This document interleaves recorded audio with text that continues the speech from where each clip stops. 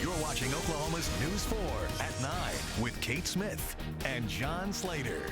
Oklahoma's News 4, looking out for you. Thanks for joining us at 9. I'm Kate Smith. 2 students have been arrested and are now facing charges for making threats against Yukon Public Schools. Those threats forced the entire school district to cancel classes today. News 4's Cassandra Sweetman with what police are now saying. Monday's storms left tens of thousands without power and did quite a bit of damage.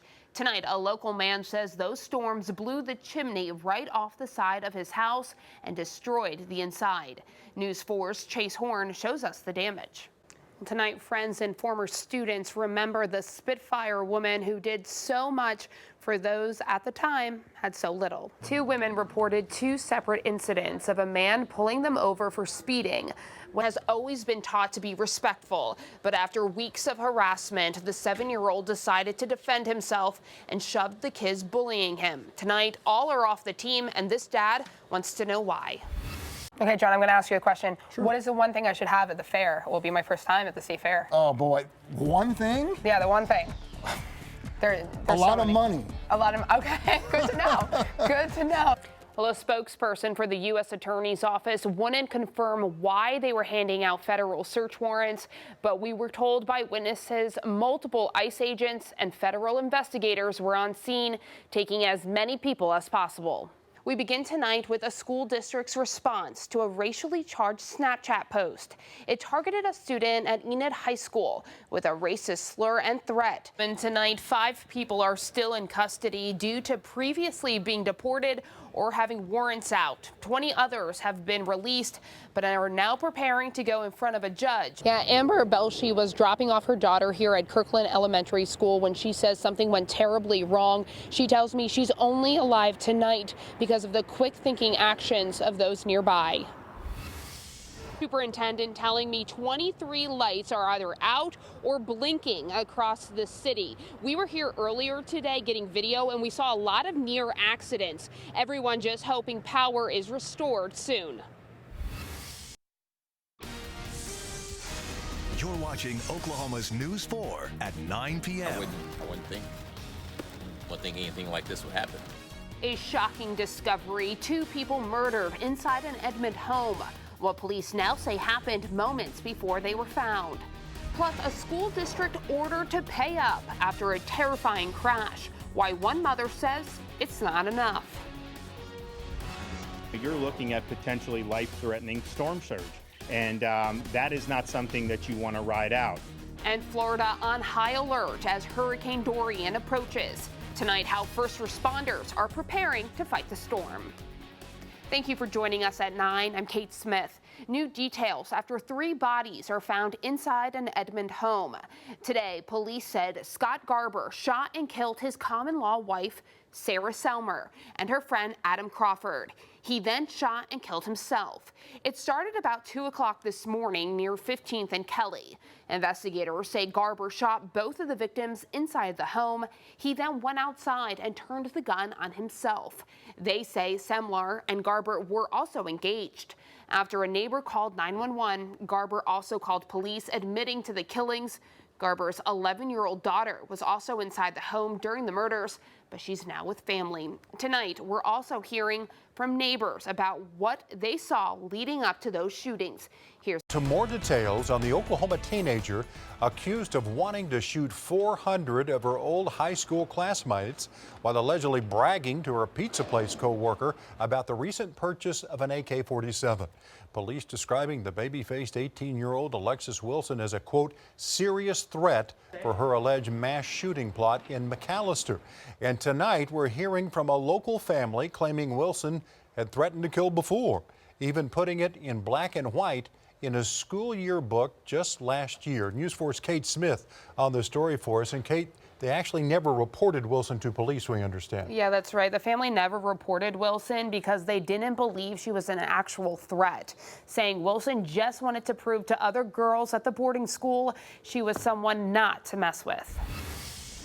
She wrote in everyone's yearbooks, you know, if you don't see me on the news, just know I'm doing good. And then, you know, we see her on the news and it's just crazy. Just last year, 17-year-old Adara Collins and 18-year-old Alexis Wilson attended Thunderbird Youth Academy. Collins sharing this photo with News 4 of Wilson smiling for graduation. I think she needed help just like everyone else does at some point in time. And I believe that if she got help, then it wouldn't have escalated to this point. Monday, Wilson was allegedly in possession of an AK-47, a 12-gauge shotgun, 6 high-capacity magazines, and several rounds of ammunition.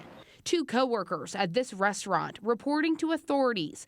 Wilson said there were people at McAllister High School that she would like to gun down, quote, for fun. The threats an unsettling reminder to Collins' mother, Lisa Price.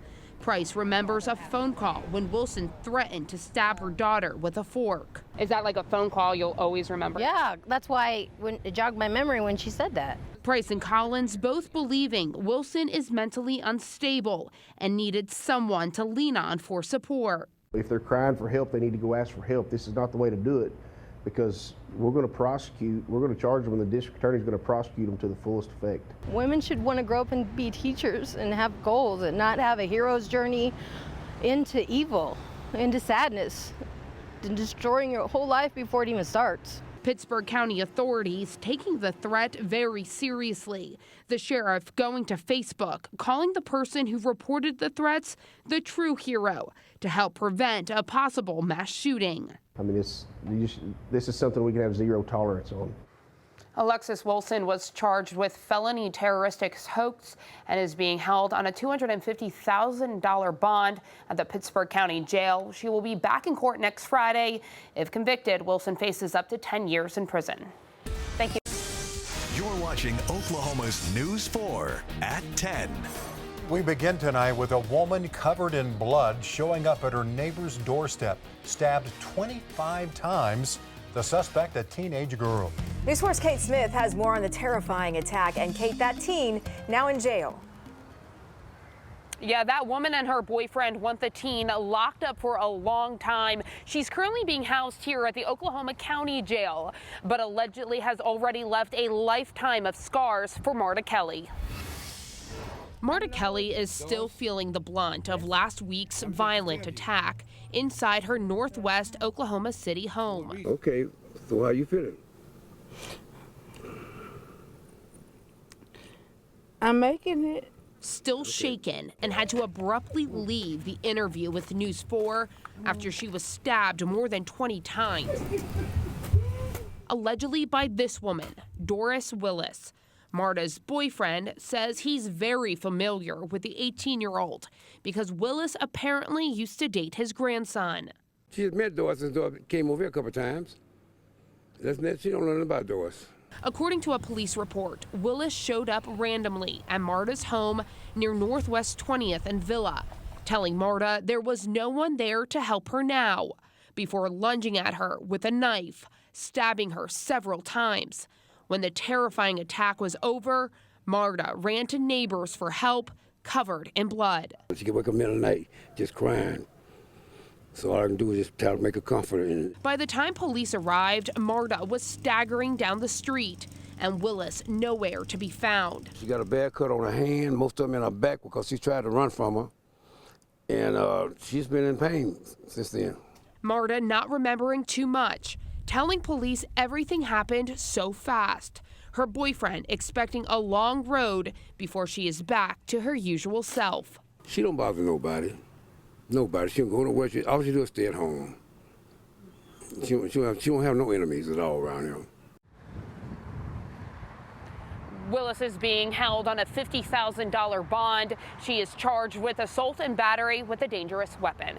Reporting live tonight at the county jail, Kate Smith, Oklahoma's News 4.